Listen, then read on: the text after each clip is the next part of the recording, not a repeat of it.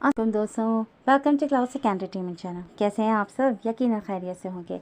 और हम आपके दिन को खुशगवार बनाने के लिए लेकर आए हैं सिलसिलेवार नावल ए शाम मेहरबान की एपिसोड 3, जिसको आपके लिए तहरीर करी है हुरिया चौधरी। तो फिर इंतज़ार किस बात का, चलते हैं नावल की तरफ। मुआज़ की वालदा राबील को अंगूठी पहना के गई हैं। अब हमने जाना है उनकी तरफ और शादी की तारीख भी फाइनल करनी है। रात को उल्फत बेगम सबको बता रही थी। आप चली जाएंगी? ज़रियाब राबील के पास बैठता बोला, जिस पर राबील भी अफसरदा चेहरा बनाती उसे देखने लगी। उल्फत बेगम ने प्यार से अपने बच्चों की जानिब देखा। आपको मालूम है कि आज भाई ने आपकी होने वाली नन से बदतमीज़ी की है?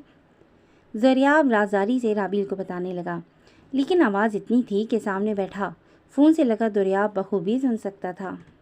मन्नत, लेकिन वो तो बहुत डिसेंट और अच्छी है, उल्फत बेगम भी बोली। दुरियाब ने उसे घूरा। बस उससे गलती से भाई पर जूस गिर गया और भाई ने उसे इतना सुनाया था। ज़रियाब मज़ीद बोला, जिस पर दुरियाब ने आंखें घुमाईं। मैंने कोई उसे नहीं सुनाया और गलती हुई थी उससे, बस एहसास करवाया था। उसे अपनी गलती का एहसास था, ज़रियाब ने ज़ोर देते कहा।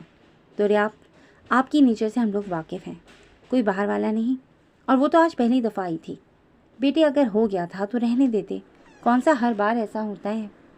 अच्छी बात नहीं लगती ना, उल्फत बेगम ने उसे प्यार से समझाया था, क्योंकि वो प्यार की बात समझने वाला था। उसे ज़रा अच्छा नहीं लगता था कि कोई उसे किसी बात के लिए फोर्स करे। वो तो बस ज़रियाब था जो किसी न किसी बात पर उसे चिढ़ाता ही रहता था। एक हफ्ते बाद।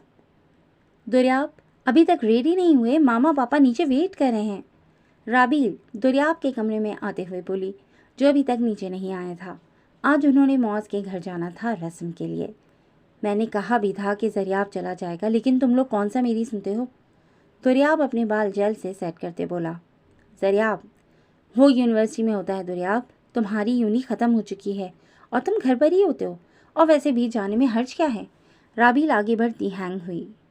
उसकी मस्टर्ड कलर की शर्ट को हैंगर से निकालते हुए बोली, सिर्फ तुम्हारी वजह से जा रहा हूँ, दुरियाब ने कहा, जिस पर राबील मुस्कराई।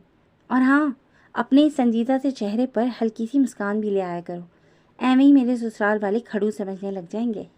राबील जाते जाते उसे कहना ना भूली थी। बख्तियार हैदर, उल्फत बेगम और दुरियाब हैदर मुआज़ के घर पहुंच चुके थे। आबदा बेगम और मुआज़ ने उनका वेलकम किया था और अब वो ही सब ड्राइंग रूम में बैठे थे। और सुनो बरखुरदार, कैसे हो? बख्तियार साहब ने मुआज़ से पूछा था। बस आपकी दुआएं हैं, मुआज़ ने आजिज़ी से कहा। दुरियाब भी मुआज़ से हल्की फुल्की बातचीत करने लगा। और आप सुनाएं, ठीक है ना? मन्नत नजर नहीं आई, उल्फत बेगम आबदा बेगम से कहने लगी। मन्नत इधर ही थी। मन्नत, आबदा बेगम मन्नत को आवाज़ देने लगी कि वो आकर मिल ले। उसके नाम पर अपनी जगह पर बैठे दुरियाब हैदर ने पहलू बदला था। कॉल रिसीव कर लूँ? मुआज़ से कहता दुरियाब अपना फ़ोन लेते वहाँ से उठ खड़ा हुआ और बाहर आ गया। इनडायरेक्टली ये एक फ़रार का रास्ता था उस लड़की से जो भी अंदर मिलने के लिए आने वाली थी। उसने सोचा 5 मिनट गुजरने के बाद वो अंदर चला जाएगा। उसकी पूरी कोशिश थी कि उससे सामना ना ही हो। सोहरा, जल्दी करो, मेहमान आ चुके हैं। मन्नत इस वक्त किचन में मौजूद थी और खाने का सामान मुलाजमा के साथ मिलकर बना रही थी। एक तो भाई को भी इन्हीं दिनों घर का काम करवाना था, 2 दिन और रुक जाते। मन्नत कबाब बनाने के लिए सारी तैयारी कर चुकी थी। बीबी जी, काम वाले तो 3 दिन से लगे हैं, भला मेहमान 2 दिन बाद आ जाते, कल काम ख़त्म हो जाना था। सुगरा ने कहा। अच्छा ये लो, अब इन्हें फ्राई करना रह गया है। मन्नत कबाब वाला ट्रे सुगरा को पकड़ाते हुए बोली। तभी उसे अंदर से अपनी वालदा की आवाज़ सुनाई दी। वो उसे बुला रही थी, ज़रूर मेहमानों से मिलवाना था। अच्छा, वैसे कौन कौन आए हैं? मन्नत ने सरसरी सा पूछा। आप जा ही रही हैं ना, देख लीजिएगा, सुगरा ने कहा।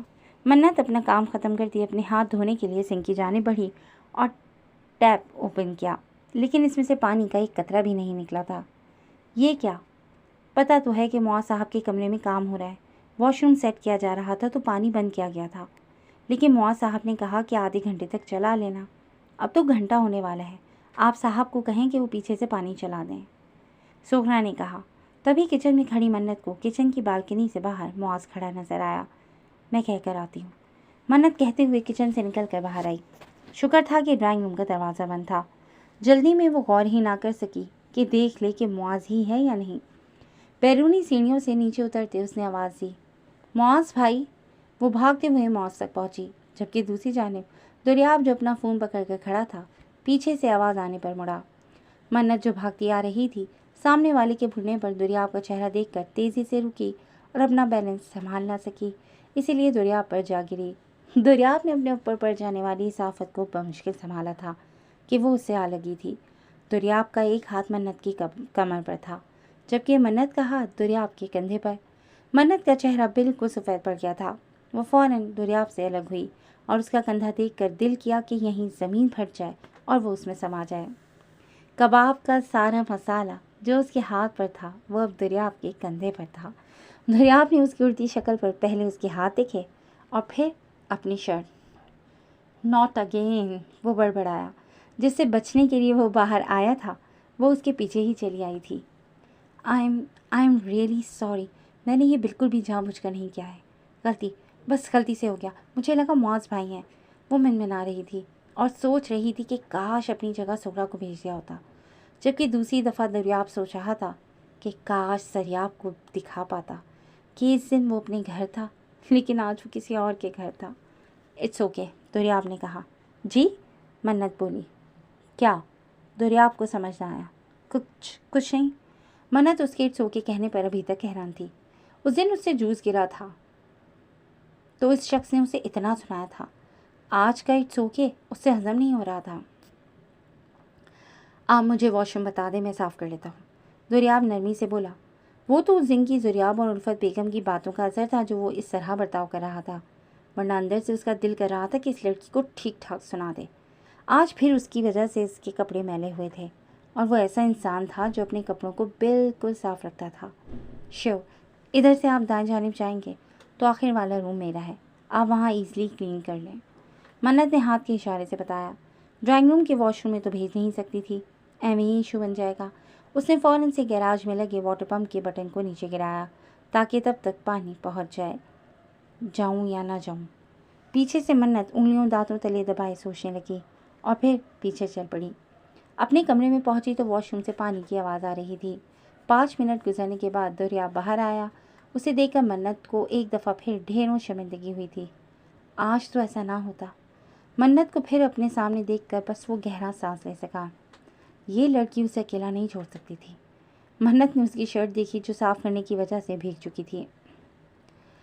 आप ऐसा करें, शर्ट उतार कर दें, मैं साफ़ करके ड्राई कर देती हूँ। मन्नत के कहने पर दुर्याब ने हैरानगी से उसकी जानिब देखा था और फिर मन्नत ने उसे शर्ट उतारते इमेजिन किया तो आंखें बंद करके रह गई।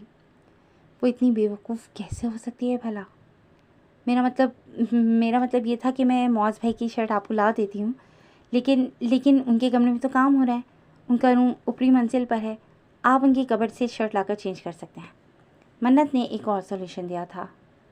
नहीं, मैं मैनेज कर लूँगा, आप बस एक साफ़ कपड़ा ला दें। दुर्याब को ये आइडिया भी अच्छा ना लगा था, इसीलिए इसी शर्ट को साफ़ करना चाहा जिस पे धब्बे अपना निशान छोड़ चुके थे। मन्नत ने दराज से एक छोटा नया टॉवल निकाला और फिर वॉशरूम से एक लिक्विड लाकर उसे टॉवल पर लगाया और दुर्याब को पकड़ाया। दुर्याब इस टॉवल से अपना भीगा कंधा साफ करने लगा, लेकिन कंधा होने की वजह से वो ठीक तरह से देख नहीं पा रहा था। वेट, मन्नत उसे यूं तगदौ करते देखकर आगे बढ़ी और बोली।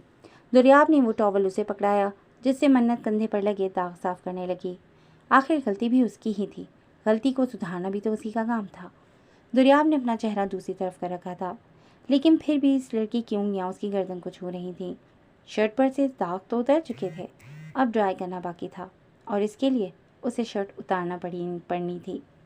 एक रास्ता है, मैं शर्ट नहीं उतारने वाला, दुर्याब उसकी नज़रों को देखता फ़ौरन बोला, जिस पर मन्नत दबासा मुस्कुराई और दुर्याब ने उसकी यह हरकत बखूबी नोट की थी। इसके अलावा एक रास्ता है, मन्नत ने कहते अपनी कबर्ड से अपनी बेबी पिंक कलर की ड्रायर मशीन निकाली और दुर्याब को दिखाई। इससे हो जाएगा, मन्नत ने कहते मशीन का प्लग स्विच बोर्ड में लगाया और उसे ऑन किया। कमरे की ज़्यादातर चीज़ें पिंक ही शेड में थी और वो उससे इस लड़की की इस कलर से मोहब्बत देख सकता था। इसकी वायर इतनी लंबी नहीं है कि आप तक खुद ब खुद पहुँच जाए, आपको ही इधर आना पड़ेगा। उसे यूं ही खड़ा देखकर मन्नत कहने लगी, जिस पर दुर्याब बेजार सी शक्ल बनाए आगे बढ़ा। मन्नत फुल स्पीड के मशीन से उसकी शर्ट का गीला हिस्सा सुखाने लगी, जो कंधे से गीली थी, और इसके लिए मन्नत लाशऊरी तौर पर उसके नज़दीक हुई। उसका तो मालूम नहीं, लेकिन दुर्याब के लिए ये लम्हा ज़रा मुश्किल साबित हो रहा था, क्योंकि मन्नत के बाल मशीन की हवा से उड़ उड़ कर दुर्याब के चेहरे को छू रहे थे। दुर्याब ने चेहरा पीछे किया, लेकिन नाकाम रहा। दुर्याब ने यूँ उसके बालों से उलझते चेहरा उसकी जानिब किया, जो पूरी तवज्जो से उसकी शर्ट ड्राई कर रही थी, और फिर उसकी नज़रें उसके चेहरे पर टिक सी गईं। झुकी हुई पलकें, आपस में बेबस होठ, शफाफ पेशानी, गुलाबी गाल, किसी तरह के बनाव सिंगार से पाक, वो कुदरती हुस्न से माला माल उसके सामने उसके करीब खड़ी थी। लम्हे भर के लिए वो उसके तंग करते बालों को भी भूल चुका था। इस लम्हे वो भूल चुका था कि वो दुर्याब हैदर था। अचानक से वो रेशमी बाल उसके चेहरे पर मुलायम सा एहसास छोड़ने लगे। इस समय वो अंदाज़ा ही ना लगा सका कि उसके उड़ते बाल उसे परेशान कर रहे थे या वो खुद परेशान हो रहा था। शायद मेरी भीगी हुई शर्ट मुझे इतना परेशान ना करे जितना इस वक्त आपके बाल मुझे तंग कर रहे हैं, दुर्याब ने बेख्तियारी में कहते उसके उड़ते बालों को कान के पीछे किया, जिस पर मन्नत ठहर कर उसकी जानिब देखने लगी, और उसकी हैरत ज़दा नज़रें दुर्याब हैदर को होश की दुनिया में लाने के लिए काफ़ी थीं। वो शर्ट ड्राई हो गई, दुर्याब कहते हुए फ़ौरन वहाँ से निकला। बेख्तियारी में ही सही, लेकिन उसे ऐसा करना जेब नहीं देता था। पीछे मन्नत अभी तक हाथ में ड्रायर मशीन पकड़े उसी एक लम्हे में खोई हुई थी, और ये समझने की कोशिश कर रही थी कि ये हुआ क्या है। हाथ बालों पर गया और उसने अपना चेहरा आईने में देखा, जहाँ उसके होठों पर हल्की सी मुस्कुराहट थी। वो फ़ौरन सीरियस हुई। पागल मत बनो मन्नत, ना जाने मेरे बाल कितना परेशान कर रहे थे, जो उन्हें खुद पीछे करने पड़े। शुक्र करो कि उस दिन की तरह गुस्सा नहीं किया। मन्नत खुद ही बड़बड़ाने लगी। दुर्याब इस वक्त गार्डन में चहलकदमी कर रहा था, और फिर उसे कल का गुजरा हुआ वो लम्हा याद आया जब उसका खुद पर कंट्रोल नहीं रहा था। वो आखिर ये कैसे कह सकता था कि उसके बाल उसे तंग कर रहे हैं। तंग? वाकई? ओह गॉड, कितना पागल हूँ मैं भी, वो खुद से पूछने लगा। एक हाथ से कुर्सी को थामे वो यही सोच रहा था कि वो क्या सोच रही होगी उसके मुतालिक। क्या उसने बुरा मनाया होगा? वो तो रुका ही नहीं था उसके बाद। इन सब सोचों में वो इस कदर खोया हुआ था कि पास बैठे ज़रियाब को भी नोट ना कर सका। भाई, ज़रियाब ने आवाज़ दी, लेकिन कोई रिस्पॉन्स नहीं। भाई, ज़रियाब चिल्लाया था। दुर्याब होश में आते बोला। किधर खोए हुए हैं? मैं कब से आवाज़ दे रहा हूँ? ज़रियाब कुर्सी से टेक लगाते बोला, जब दुर्याब भी उसके साथ बैठा। कुछ नहीं, बस यूं ही। आज से पहले तो आप कभी यूं ही नहीं कहीं खोए, तो आज कोई ना कोई बात तो ज़रूर है। अच्छा छोड़ें, मामा बता रही थी कि कल आप ना जाने किधर चले गए थे। क्या हुआ, सब ठीक था ना? ज़रियाब पूछने लगा। यार कुछ नहीं, बस वो लड़की नहीं। मन्नत? दुर्याब की बात पूरी होने से पहले ही ज़रियाब इश्तियाक से बोला। क्या हुआ, जल्दी बताए ना, उसे बाद में देखना, ऐसे बाद में देखना। जवाबन दुर्याब के घूरने पर ज़रियाब बोला। कहा ना कुछ नहीं, बस कल फिर शर्ट ख़राब हो गई थी। फिर कुछ नहीं, साफ़ की थी और ड्राई कर ली थी। किससे? उससे। और कैसे? उसके इतने सवालों पर दुर्याब वहाँ से उठ खड़ा हुआ। भाई बता तो जाएं, आधी बात बताकर क्यों सारा दिन बेचैन रखना है? लेकिन दुर्याब उसकी किसी बात पर कान ना धरे अंदर जा चुका था। मन्नत बेटा, जन्नत को तो फ़ोन करना था, उसे कहे आ भी जाए, भाई की शादी है, शादी की 100 तैयारी करनी है बेटा, अकेली तुम कितना करोगी? आबदा बेगम अपनी बेटी से कहने लगी। उनकी खुद की तबीयत ज़्यादातर ख़राब ही रहती थी, इसीलिए ज़्यादा कामों में वो हिस्सा नहीं लेती थी। जन्नत तो हॉस्टल होती थी और बाकी मन्नत ही बची। चलो भाभी आ जाएगी तो तुम्हारा हाथ भी बढ़ जाएगा, उन्होंने अभी कहा जब मुआज़ अपने कमरे से सीढ़ियों से नीचे आ रहा था। ऑफिस जाने के लिए वो बिल्कुल तैयार था। ये लो मन्नत। मुआज़ ने उसे अपना ATM कार्ड और डेबिट कार्ड पकड़ाया था। शादी की शॉपिंग वगैरह कर लेना। तुम ऐसा करो मन्नत के भाभी को भी साथ ले जाओ, मैं उनसे पूछ लेती हूँ कि उन्हें कोई मसला तो नहीं। राबील साथ होगी तो अपनी मर्ज़ी की शॉपिंग कर लेगी और तुम्हें भी कोई साथ मिल जाएगा। आबदा बेगम के कहने पर उसने सर हिलाया।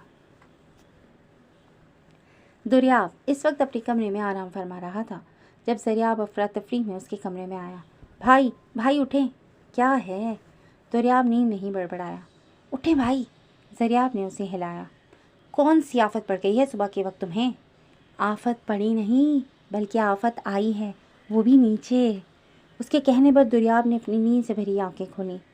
मन्नत आई है। ज़रियाब ने जैसे उसे बहुत काम की बात बताई थी। तुम्हारा दिमाग तो काफ़ी ठीक है, ये बताने के लिए तुम मेरी नींद ख़राब करने आए हो। चलो पीछे हटो, मुझे बहुत नींद आई है। दुर्याब फिर अपना ब्लैंकेट ओढ़े लेट गया। मैं तो ये बताने आया था कि नीचे आए तो एहतियात से आइएगा। आपकी शर्ट की बचत कर रहा था मैं तो। वो बड़बड़ाता हुआ वहाँ से चला गया। उसके जाने का एहसास हुआ तो दुर्याब ने ब्लैंकेट से मुंह निकाला। उसका दिल उसे बार बार उठने का कह रहा था। ओह गॉड, क्या हो रहा है? क्या वो लड़की मुझे अच्छी लगने लगी है? उससे खुद से सवाल किया, लेकिन फिर इन सवालों को किसी और टाइम पर रखने के लिए रख कर वो बेड के सामने अपने बाल बनाने बेड से नीचे उतरा। हाथ मुँह धोकर दुर्याब शीशे के सामने अपने बाल बनाने लगा। शर्ट चेंज करते उसने खुद पर नज़र डाली और फिर काउच पर बैठ गया। नहीं, ये मैं क्या कर रहा हूँ? मैं क्यों इस लड़की के लिए नीचे जा रहा हूँ? दुर्याब हैदर, इंसानों वाले काम करो, लुफंगों वाले नहीं, खुद से कहता वो फिर बेड पर लेट गया। मन्नत इस वक्त हैदरविल आई हुई थी राबील को साथ ले जाने के लिए, ताकि वो दोनों मिलकर शादी की शॉपिंग कर सकें। हमारे जीजू कैसे हैं? ज़रियाब ने मन्नत से मौस के मुतालिक पूछा। ठीक है, मन्नत ने कहा। वैसे परसों जब मामा पापा भाई लोग गए थे तुम लोगों के घर, तो भाई की शर्ट कैसे ख़राब हुई थी?